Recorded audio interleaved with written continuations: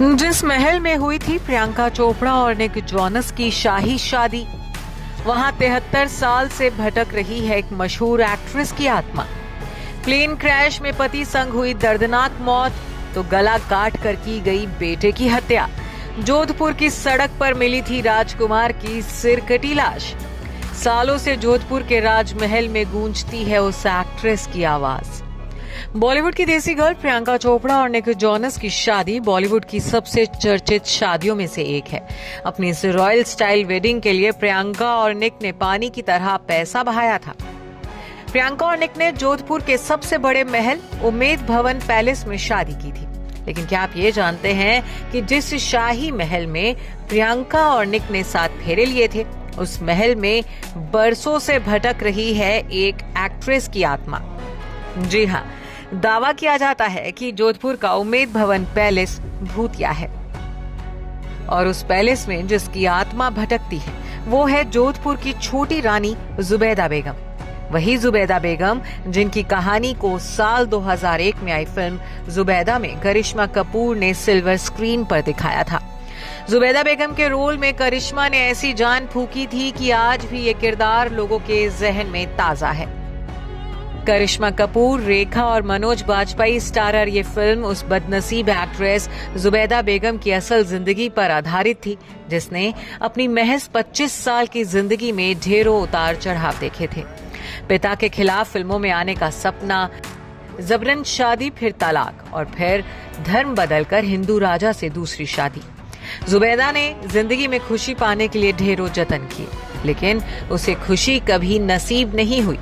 अपनी शादी के महज 2 साल बाद ही जुबैदा बेगम की एक प्लेन क्रैश में मौत हो गई।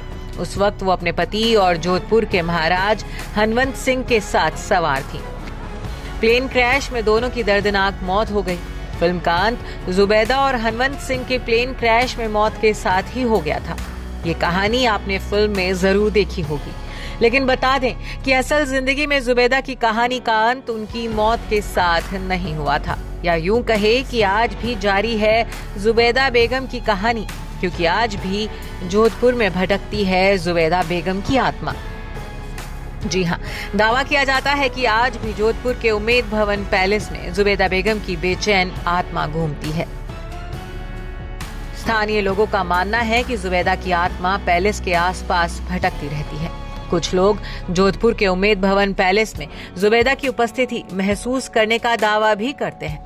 कहा जाता है कि उनकी आत्मा आज भी शाही परिवार के नजदीकी स्कूल में भी भटकती है।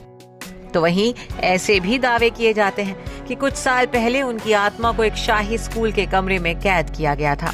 उस स्कूल के कई कमरे तब तंत्र मंत्र और बड़े बड़े तालों से बंद कर दिए गए थे।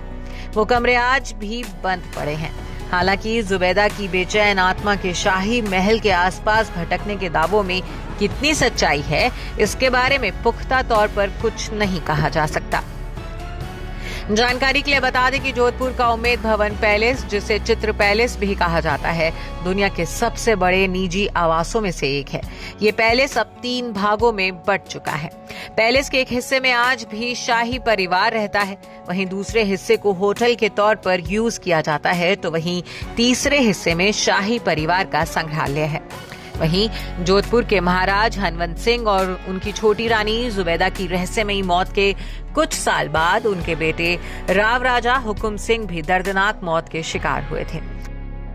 साल 1981 में जुबैदा बेगम के बेटे राव राजा हुकुम सिंह की सिरकटी लाश जोधपुर की सड़कों पर मिली थी। टुटू बन्ना की बॉडी पर जख्म के 20 निशान मिले थे। किसी ने कहा कि उन्होंने सुसाइड किया, तो किसी ने कहा कि उन्हें राजसी रंजिश में मार डाला गया। आज भी हुकुम सिंह की मौत पर रहस्य गहराया हुआ है। Bureau report E24।